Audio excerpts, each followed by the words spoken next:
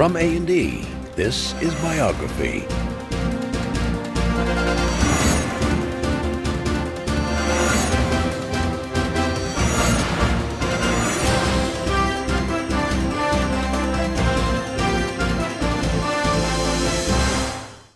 Now there are only 25 people left, the top 25 of the millennium.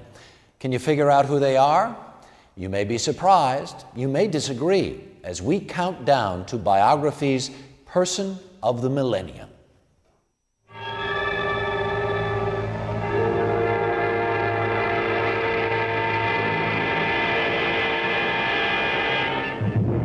He changed the world with a simple equation. Water plus heat equals steam. Number 25 on our list, Scottish inventor James Watt. It doesn't surprise me at all that Watt is there. What's unfortunate is how few people even ever think of it. You may have never heard of him, but this man is the godfather of the Industrial Revolution. Watt invented the first practical steam engine.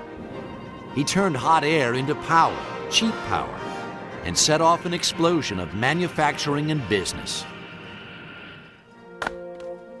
Before steam, everything had been powered by people or animals, wind or water. The world moved at a leisurely pace. But steam set the machines running, and those machines transformed our world.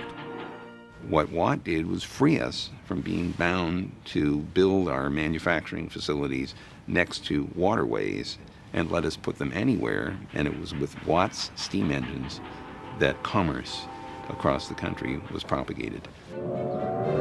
Watt's invention fed the fires of the Industrial Revolution, a century and a half of breakneck growth.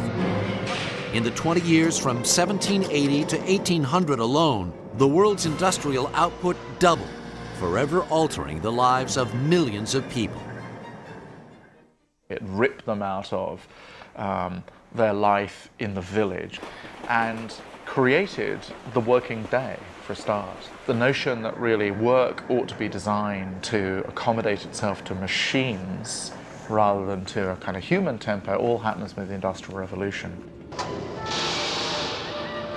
Watt's invention and the revolution it spawned meant progress, but progress came at a heavy price for those who labored long hours in crowded and unsafe workplaces.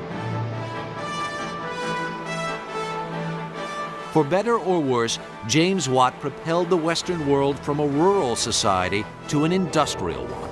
And modern life, you might even say he invented it. Cars, planes, phones, faxes, pollution, urban transit, the houses we live in, the stress we feel, every single mass-produced thing we buy. James Watt's invention set off the chain of events that created them all. Even his name has become a household word.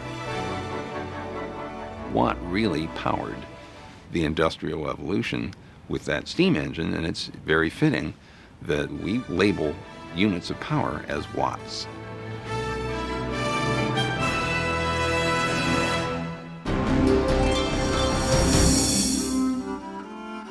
They were known as the Dark Ages, bleak years of poverty and ignorance, despair and death. In medieval times, life was basically short, brutish and nasty. It was governed by superstition, it was governed by dogma. So we were in the land of myth and folklore, superstition and savagery. But one man lit a light in this dark time. His name was St. Thomas Aquinas, master theologian and philosopher of the Middle Ages. When Aquinas decided to become a priest at the age of 18, his mother locked him in a castle for an entire year, hoping to change his mind. It didn't work. Legend has it, his brothers tried to lure him from his calling by tempting him with a prostitute. He drove her away with a burning cross. A bigger challenge to his faith came when he was a student at the University of Paris. There, scientific thinking was the rage. The Catholic Church saw that as a direct affront. They said, unswerving obedience to God needed no logical proof. Aquinas' achievement was to bring these opposites together in one brilliant philosophical system. He showed that reason and faith can coexist. In fact, he said, curiosity and thought were divine gifts, so it made perfect sense to use our intellect to study God's creations. But Aquinas' philosophy continues to provoke debate to this day. I don't care about Aquinas at all, actually. I don't care about Aquinas. I would strike him from the list. What you see in your daily life should make you question things spiritual and things metaphysical, not prevent you from questioning. So, I mean, Aquinas is, sort of an awful kind of big, scoutmaster, really, who tells you what the limits of knowledge should be. The historically important figures in the history of philosophy are frequently those who synthesize important but seemingly opposed systems of thought. So when you come to Thomas's achievement, I mean, it's like a huge mountain there in the landscape of history. It's inescapable. There are nearly 1 billion Catholics in the world, and they still rely on the teachings of St. Thomas Aquinas. By bringing together the world of man and the world of God, Aquinas has shown them how to keep the faith.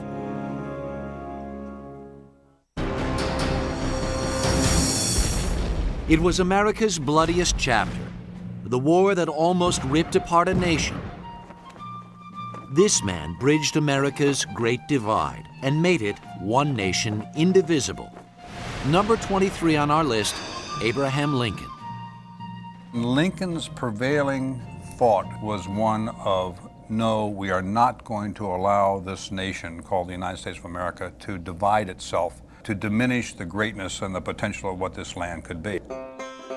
His life is the great American story. A poor boy from the backwoods of Kentucky with only a year's formal schooling, Lincoln taught himself the law. He became one of the most successful attorneys in Illinois and eventually president. But just a month after his inauguration in 1861, the South seceded from the Union and the Civil War began.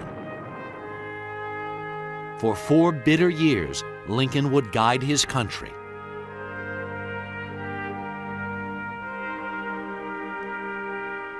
If you stop and think what would have happened if the South had prevailed, I mean, let's face it, they would have seceded from the Union.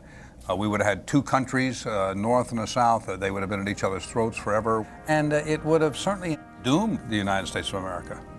The North wouldn't have won the Civil War if a lesser man had been president. A lesser man might have said, go ahead, create another country, we'll let you go. What Lincoln managed to do was to understand that the United States represented a larger idea.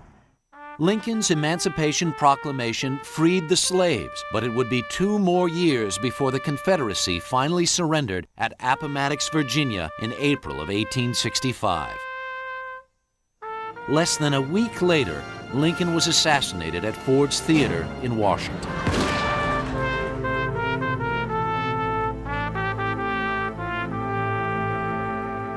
With Abraham Lincoln, his legacy is not simply that he won the Civil War, it's that he left behind a body of writing like the Gettysburg Address and the Second Inaugural Address, which embodied American principles forever.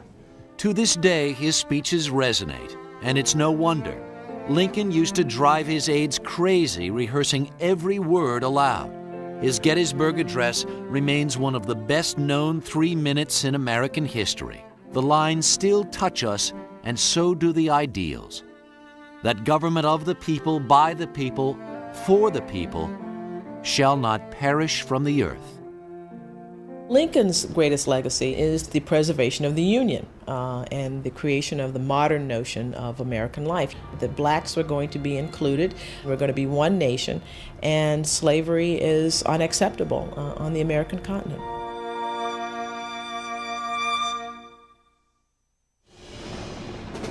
They came thundering across the plains of Asia, the most savage conquerors in history. The Mongol hordes, led by number 22 on our list, Ghengis Khan. Khan was lucky to have made it past adolescence. When he was a boy, enemies poisoned his father and banished him. But the young man had a gift for politics and war. The greatest joy, he proclaimed, is to conquer one's enemies, to see their families in tears, to ride their horses and to possess their daughters and wives. In time, Ghengis Khan would become the most powerful man in the world, taking over almost half the known planet. To this day, his Mongol kingdom remains the largest land empire in history. Ghengis Khan is a classic example of someone about whom there's not a lot to say, because its influence as extermination, I guess. How much can you say about impaling people, really? Genghis Khan was the master of the blitzkrieg. His difference was he used cavalry and horses and the Mongol hordes, and he was a dominating military force. I'm not too sure his opposition was that good. We may remember Ghengis Khan for his brutal military exploits, but in truth, his legacy is far more significant. Genghis Khan is important not just as a military figure, but as an empire builder. He creates the first real expansive, powerful empire. And up until the end of this millennium, empires were the driving force of political and social structure. The Mongol Empire gave rise to a great flowering of Eastern culture, an enormous legacy of art, literature, law, and political thought. Where you stand, as the saying goes, depends on where you sit. The rest of the world see him as a violent warrior, but the Mongolians see him as somebody who unified their nation, who really promoted openness and trade. So you have the two sides of Genghis Khan.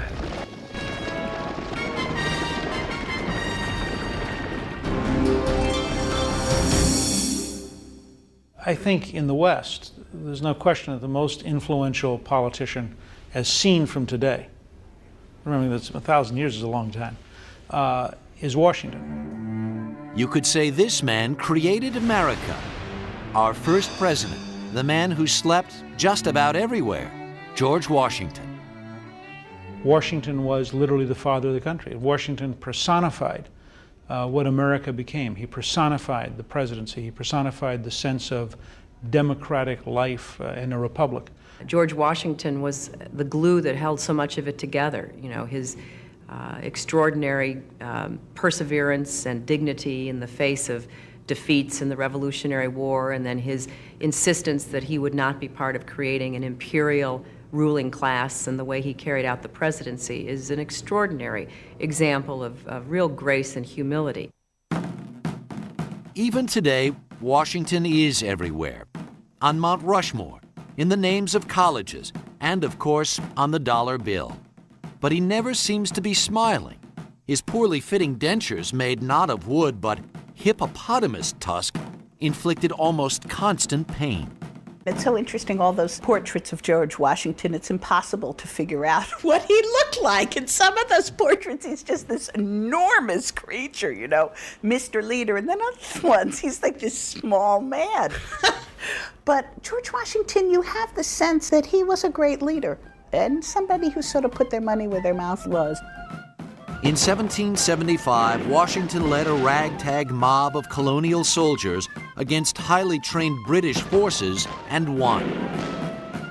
He could have made himself dictator, even king. Instead, he retired to his Mount Vernon plantation in Virginia. It was only when the young republic began to founder that Washington was called back to serve as our first president. Over the next 8 years, his impact was immeasurable. And he may be just as important for what he didn't do as what he did. Usually, when people leave power, they leave flat. They're carried out of power after they've been killed or died.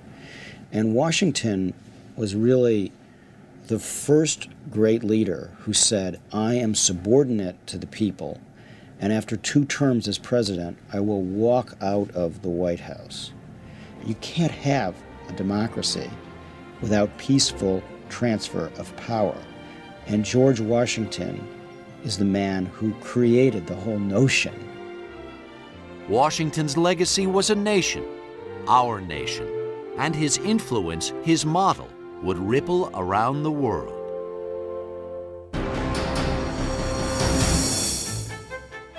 Number 20 was a contemporary of George Washington. He was an absent-minded man who frequently mumbled to himself. But Scottish writer Adam Smith would redefine the way we think about money.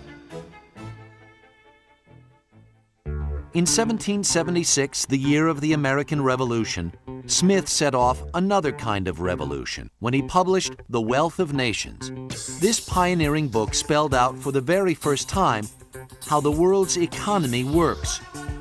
Distribution of wealth, division of labor. Smith was so insightful, within a few decades, every other school of economic thought had been all but abandoned. His biggest contribution may have been separating economics from politics. He said that government should keep its hands off business. He called this theory laissez-faire, French for let it alone. It's the idea that an economy will organize itself, that you really produce a better outcome for almost everybody by letting people look to their own self-interest. So for example, if you go into a city, it looks as if nobody's in charge, but lo and behold, you go into a butcher store and there's meat there.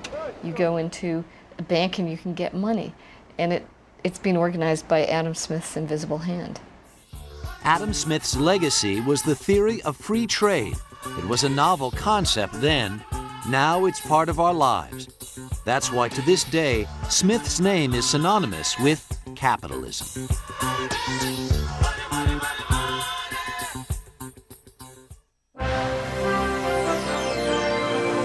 This list of the most important people in the millennium means the most important of those who are known.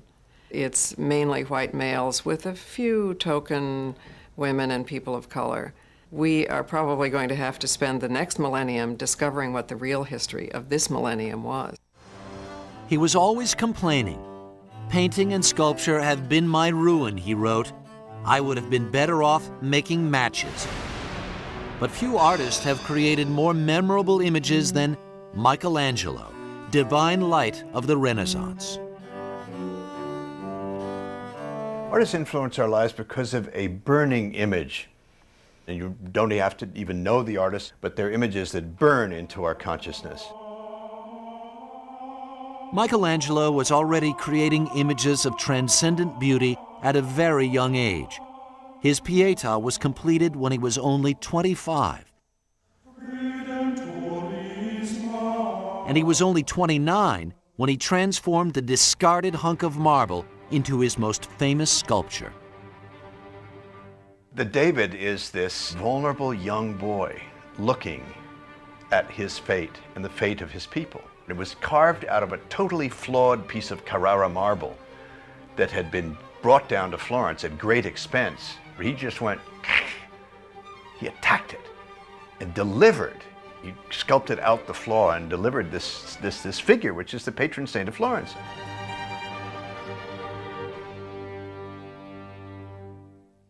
Michelangelo agonized over his works and often failed to complete them. He would spend more than 4 years on his back, meticulously painting the ceiling of Rome's Sistine Chapel. He argued constantly with his benefactors over his artistic vision.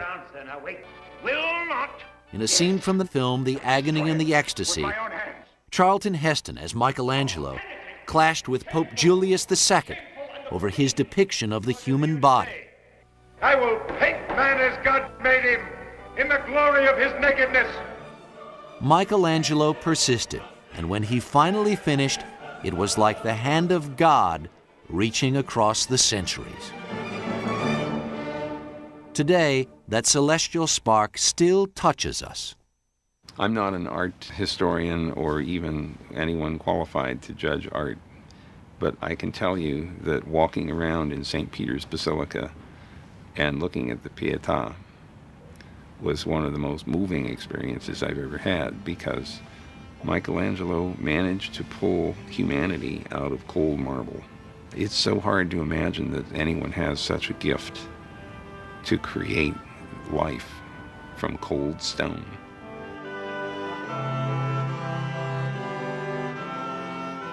Michelangelo lived to be 89. His last years were spent designing St. Peter's Church. Its distinctive dome would be widely copied around the world. He died with the work unfinished, perfectionist to the end.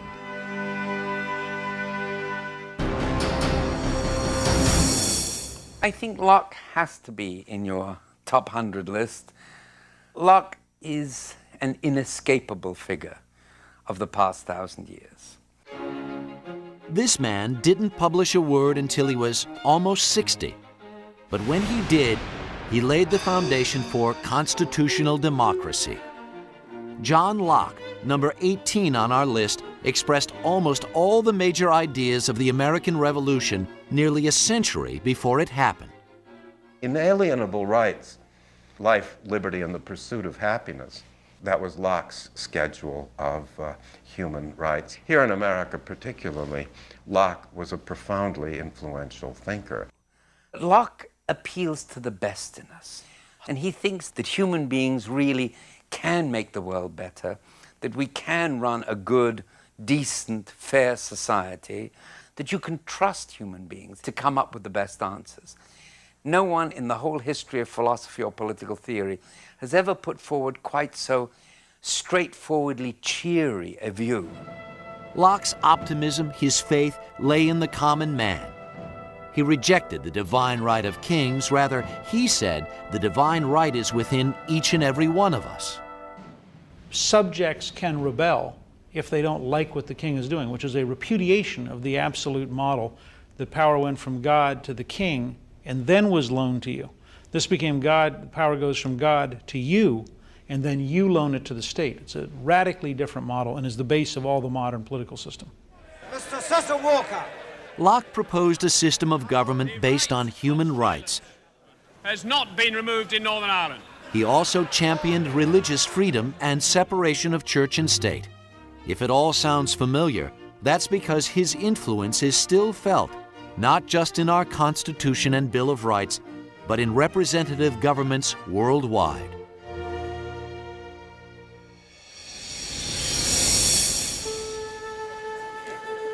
He was just one man, a soft-spoken man, yet he took on the mightiest empire on earth.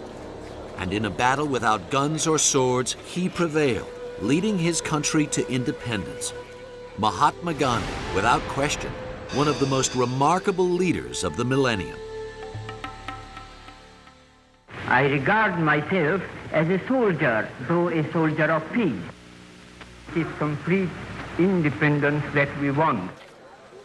Mahatma means great soul, and no one deserved the title more than this deeply pious man. Gandhi, the son of a wealthy merchant family, studied in England to become a lawyer. On his return to India, he set out to use the British legal system against itself to gain freedom for his people. His weapon was non-violent civil disobedience. We must remember that this has been the most brutal and the most violent century in terms of wars. We lived through 2 major wars. We've had all these conflicts around us, and then here comes up someone who says, you don't have to fight to win. And that with reason, with compassion, with determination, you can get your cause across. And I think that was a very powerful message. Gandhi adopted the ways of the peasant class, eating little and making the thread for his clothes on a simple spinning wheel that's now a symbol on the flag of India. He fought for freedom from the British with an ingenious array of peaceful tactics, strikes and boycotts and mass arrests that clogged India's jails. A March to the Sea protested a punishing tax on salt. When Gandhi reached an impasse, he would begin a fast, starving himself as a cleansing ritual, but also using the threat of his death to increase pressure on the British.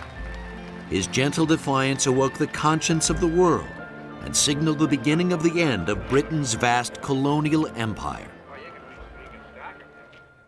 In 1947, Gandhi finally achieved his dream of freedom for India. But it came at a terrible price. Mob violence between warring Hindus and Muslims racked the new nation. And in January 1948, the simple man of peace was gunned down by a religious fanatic. Yet his life and his death sowed the seeds for a new generation of idealists. Martin Luther King learned a lot from Gandhi's approach, Gandhi's struggle, using reason, his voice, his arguments, and reaching out to the people and giving them hope. Perhaps the martyred men of principle will leave more of a legacy through their ideas than the men of power like Mao and Stalin, who rule with an iron fist, but they leave nothing behind. So in the end, it is the leaders of great principle that live on. Damit ein Symbol des Ewigen. Es lebe die nationalsozialistische Bewegung. Es lebe Deutschland. It is one of the ironies of our list that a saintly man like Mahatma Gandhi should be followed by the madman of the millennium, Adolf Hitler, number 16. Hitler was a maniac and a killer, but he transformed his century in an absolutely fundamental way. He overthrew practically the entire European system. He is responsible for the decline of Europe as the center of world events. He was the demon seed of a Germany reeling from defeat in World War I. Adolf Hitler rose from the gutter to become the most ruthless dictator in history. He was charismatic and clever, expert at both strong-arm tactics and subtle political maneuvering. But it was his skillful use of propaganda that propelled Hitler to power. Ein Volk, ein Führer, ein Reich, ein Land. Most Germans are embarrassed that he ever existed, find no explanation how it was possible that an Austrian who never held a job in his life becomes unquestioned ruler of Germany. It is an aberration. It is a madman who got hold of a government.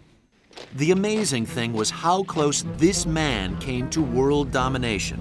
It would take an unparalleled alliance of powers to turn the tide of World War II. But not before Hitler had wreaked a horror that chills us still. Never before had someone tried so consciously and systematically to wipe an entire race off the face of the earth.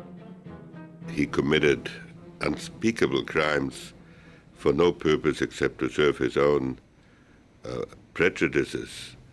Why people were killed in the gas chambers, for that there's no realistic explanation. One doesn't even know why he hated the Jews so much. You can make a very strong case, and I say this with the greatest reluctance, that the most influential person in the century that's now drawing to a close has been the most evil person the century produced. What Adolf Hitler did can never be erased. 50 million people died because of him. The worst kind of Holocaust was perpetrated on the Jewish people and many other peoples. And the legacy of it lives on even today in places like Bosnia and Kosovo and other parts of the world.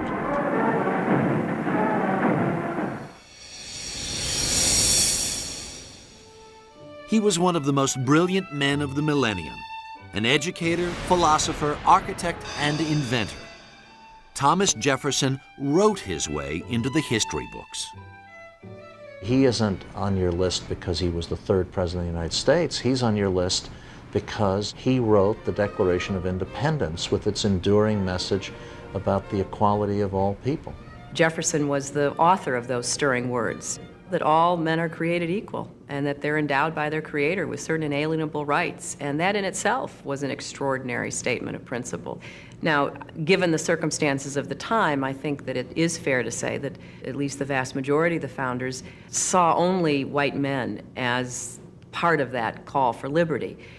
They viewed women as their property, and they wrote off large segments of the population, whether they be Native Americans or black slaves. But nevertheless, those words set into motion a chain of events that we are still seeing the results of today. He's honored as one of our founding fathers, but in his day, critics called him a democratic dreamer, a philosopher who would never get things done. Then he single-handedly doubled the size of America with the Louisiana Purchase. All his life, Jefferson would embody such contradictions.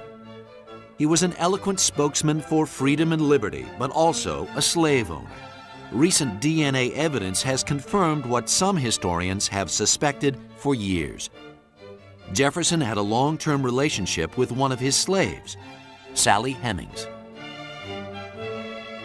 It's something that has caused a great amount of concern in America because there was some question about whether or not a man who was involved with a black person in this fashion for 38 years could be the personification of America. And I think the new revelations will make us rethink not only what we think about Jefferson, but ourselves. What's important to know is there was slavery in this country. There's no way to whitewash that. That was here. You know, like the Holocaust, it happened. And a man like Jefferson, of course that happened. Does it undermine him as a man? Yes, it does. But that's who this country was. That's our tragedy. In his final years, Thomas Jefferson never lost sight of his ideals. And even in his death, he reminded us of life, liberty, and the pursuit of happiness. To fully understand how inextricably involved Jefferson was with his manifesto, he died on the 4th of July. He died on the 50th anniversary of the Declaration of Independence. It's almost like he was placed here to write that manifesto, to implement that manifesto, and once his duty was done, he left us.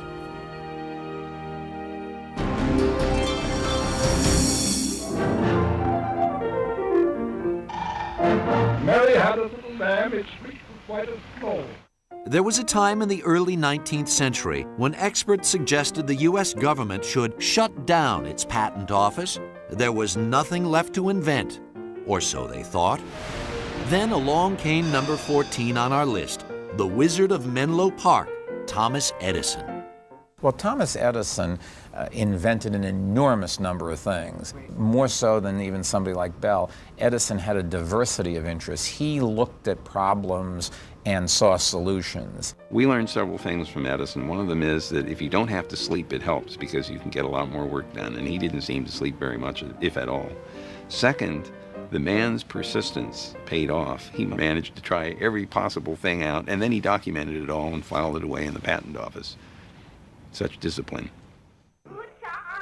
While Edison had only 3 months of formal education, he would be granted more patents than any person in American history.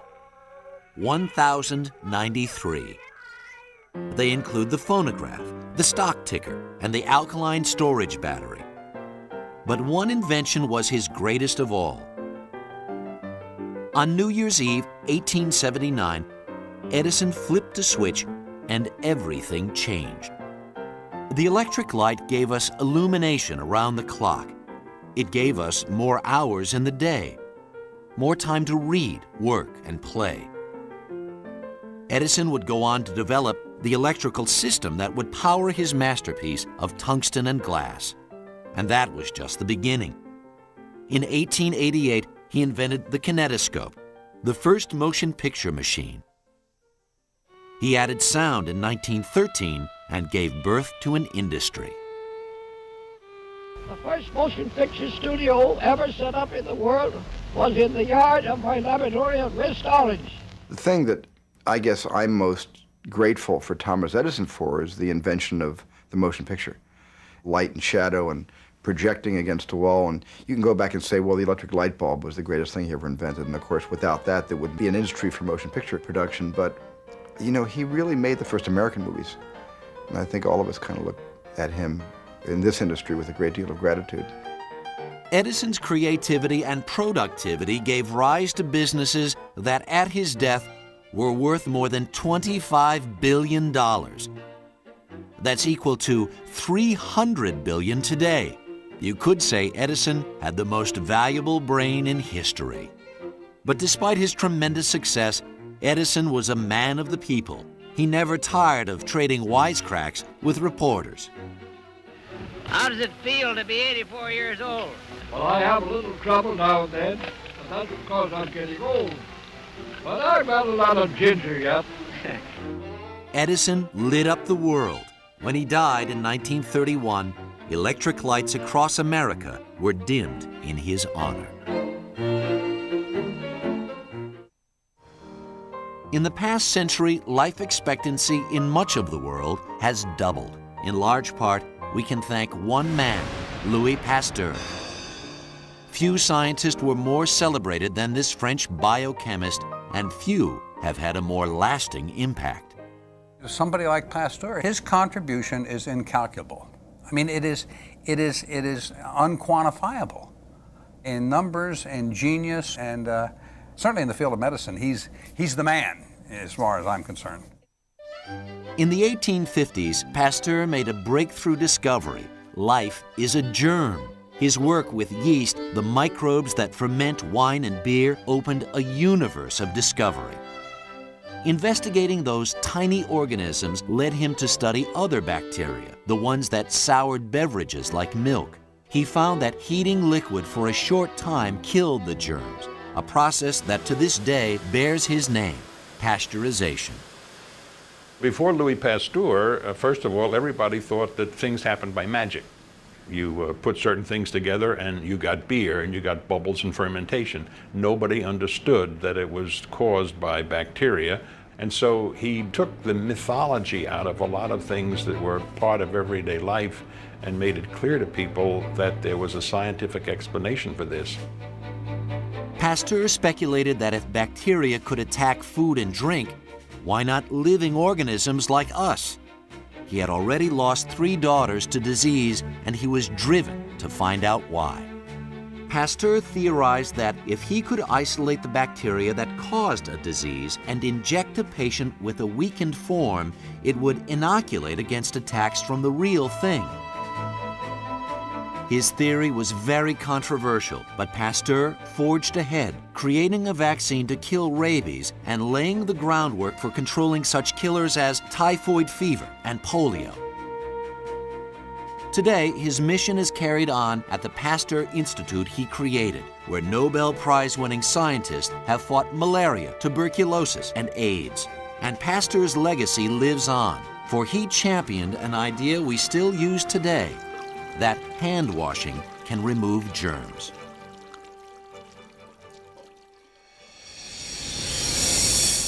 Sigmund Freud was a genius. You see, before Sigmund Freud, the question of talking about issues of sexuality was absolutely taboo.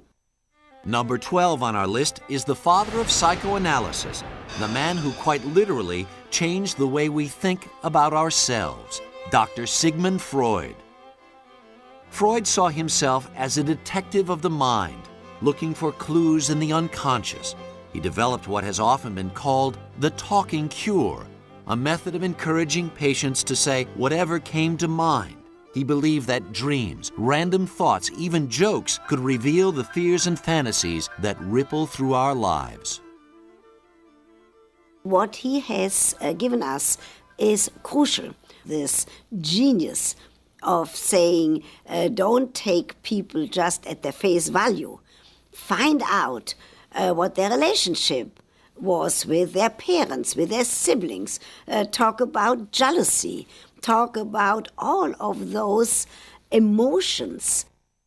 In his case studies, Freud looked into the depths of the human psyche. What he found there time and again were primal drives like sex and aggression.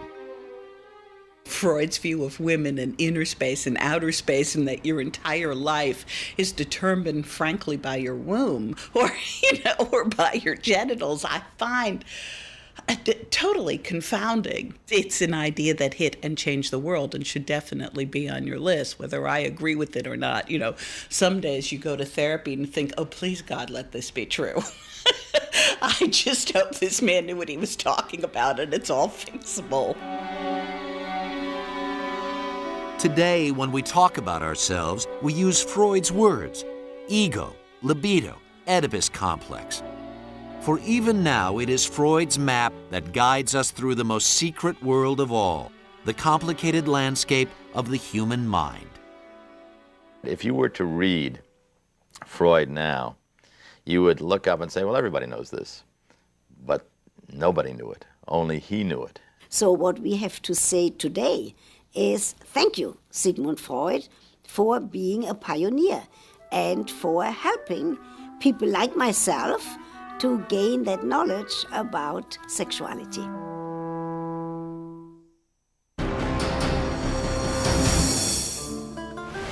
He is the original Renaissance man, Leonardo da Vinci, painter, inventor, and scientist extraordinaire.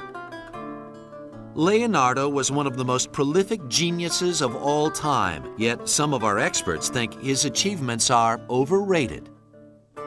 Leonardo da Vinci, whom you have in your list, is a wonderful mind, a wonderful figure, someone who we all admire, but I don't think that he really helped change the world. I mean, I just think that having two Renaissance is kind of amusing, and no medieval, no Greek artists, for Pete's sake.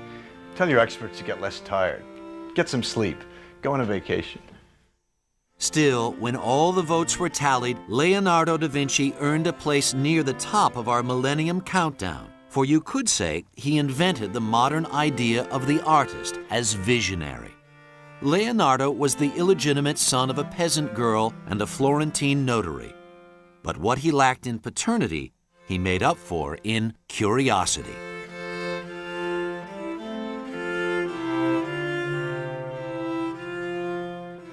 Although we think of him as a painter, there are surprisingly few finished paintings by Leonardo. Yet his works, including the extraordinary Last Supper and the Mona Lisa, would have a profound influence down through the ages. The Mona Lisa has a significance in history which may outweigh some of its merits as art. It is painted beautifully. I mean, it's an extraordinary picture. But there's no question that the Mona Lisa, for many people, represents art with a capital A. But Da Vinci's greatest contribution may have nothing to do with art, for as a scientist, he towered over his contemporaries. He was ahead of his time in engineering, anatomy, hydraulics, and aerodynamics, to name but a few. He had a keen eye for the way things work, the circulation of the blood, the effect of the moon on tides. He designed literally thousands of things, from submarines to airplanes. Most were never built in his time, but they still inspire us today. A great deal of what we have of Leonardo is ideas, sketches, notebooks, unbelievably clear insights and observations of nature, aerodynamics, hydrodynamics. He invented the first helicopter on paper but didn't make it. He sort of rethought the world.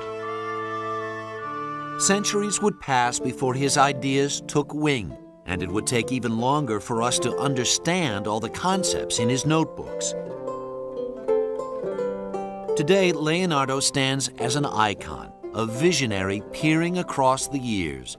Yet ironically, this man so famous for the precision of his observation was himself little observed, little known. Like his famous painting, he remains an enigma to this day. There stands Leonardo as the sort of quintessential definition of the genius, the man who could do everything and about whom there is a kind of mystery that is insolvable.